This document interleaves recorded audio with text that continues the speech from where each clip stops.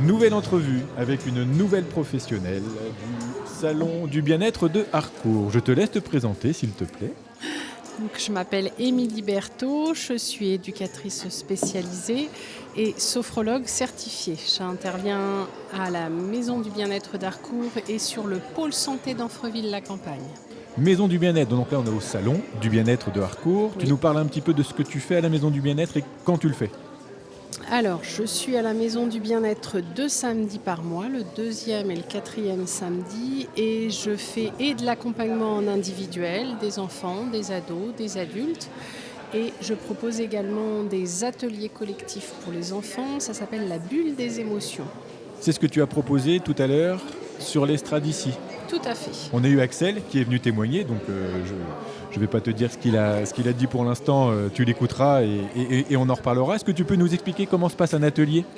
Alors, les ateliers de la bulle des émotions, ce sont des ateliers qui sont ritualisés. On fait toujours, le déroulé est toujours le même. C'est rassurant pour les enfants et ça leur permet, eux, aussi de savoir ce qu'ils vont pouvoir vivre. Donc, on a à la fois des exercices de relaxation Relaxation. et des exercices qu'on appelle de sophrodynamique, où là, on pratique des mouvements avec une certaine intention, comme par exemple éliminer la colère, bien vivre la tristesse, ou ramasser la joie, par exemple. Donc il y a différents exercices qu'on peut faire dans ce cadre-là. Tout à l'heure, sans dévoiler encore une fois ce que disait Axel, il nous a parlé d'émotion. Et c'était rigolo de le voir parler d'émotion parce qu'il ne savait pas définir une émotion. Tu as donné des mots tout à l'heure, a priori, d'après ce que moi j'en ai compris, d'après ce qu'il en a dit. Oui. Mais il a découvert des mots qu'il devait connaître, mais qu'il ne savait pas exprimer. Et du coup, il a du vocabulaire en plus, de choses que tu as pu lui apporter. Ouais. Et la suite telle qu'il l'a présenté, tu leur as donné un dessin. Et ils ont dû exprimer quelque chose dessus, en rapport avec ce qu'ils avaient dit, c'est ça? Exactement, oui. En fait, à la fin de chaque atelier de la bulle des émotions, il y a une petite création. D'accord. Les créations, elles sont en lien avec l'atelier, puisque aussi sur chaque bulle des émotions, il y a un thème.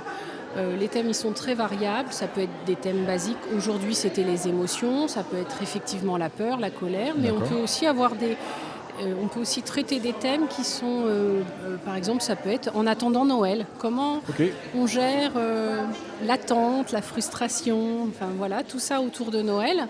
Et là, effectivement, l'atelier était sur le thème, c'était les émotions, et il devait à la fin réaliser un dessin avec l'émotion ressentie pendant la séance. Puisque pendant la séance, il y a aussi un petit rêve magique.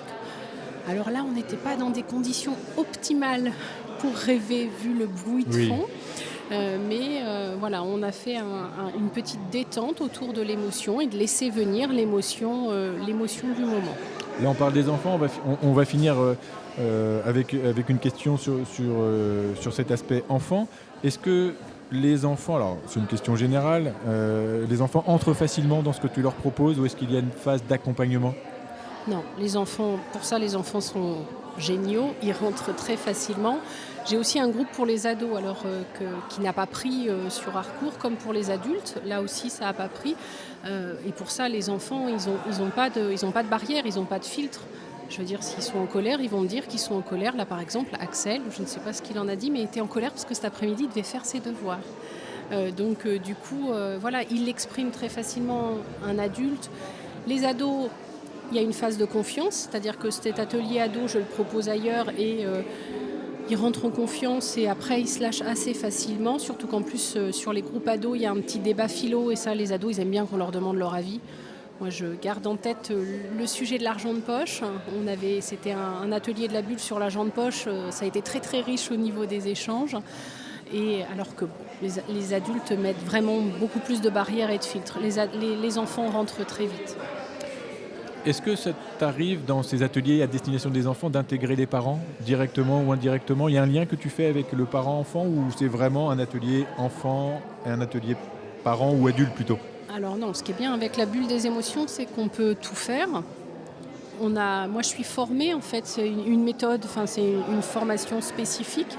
C'est une sophrologue sur Marseille qui trouvait qu'en termes d'outils, elle n'avait pas pas des choses qui l'intéressaient ou qui lui permettaient en fait d'aller jusqu'au bout de sa pratique.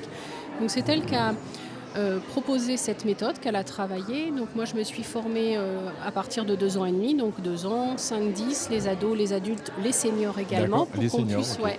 pratiquer aussi avec des personnes qui sont en perte de mobilité. Et il y a effectivement aussi une formule qui s'appelle la formule duo. Cette formule duo, c'est vraiment un enfant, un adulte, et comment on peut interagir autour d'une émotion, avec par exemple un truc moi, que je trouve génial, ça s'appelle le câlin koala. Donc de pouvoir à la fois faire le câlin et synchroniser la respiration entre l'enfant et l'adulte. D'accord. Binôme, duo, que tu fais de manière, on va dire, entre guillemets individuelle uniquement en binôme, ou est-ce que c'est aussi... En groupe. C'est en groupe aussi, ok, d'accord. C'était par exemple, j'ai fait un bel atelier au mois de mai l'année dernière au moment de la fête des mères, où je disais que ça pouvait être sympa comme cadeau de pouvoir avoir ce temps partagé. Et j'ai d'ailleurs demandé à mon fils de ne pas me faire de cadeau pour la fête des mères et de m'accompagner. Donc on a pratiqué l'atelier ensemble. D'accord. Tu as dit tout à l'heure, si j'ai bien compris, que les ateliers que tu avais souhaité lancer à Harcourt, ça n'avait pas pris pour les ados et les adultes. Tu peux définir ce que ça veut dire, n'a pas pris? Personne ne s'est C'est ça, inscrit. voilà, Ouais, c'est ça. Alors c'est peut-être une méconnaissance aussi, peut-être ça fait Peut-être. peur aussi, mine de rien, parce qu'on parle d'émotion depuis Tout à tout à l'heure fait. avec les collègues que j'ai interviewés depuis tout à l'heure. Cette notion d'émotion revient souvent et c'est peut-être quelque chose qui a fait peur. Je ne sais pas si est-ce que tu as cherché à analyser ou pas particulièrement. C'est pas le bon moment, pas le bon endroit peut-être. Non, j'ai pas cherché à analyser. C'est vrai que je pense qu'aussi c'est effectivement des questions de rencontre.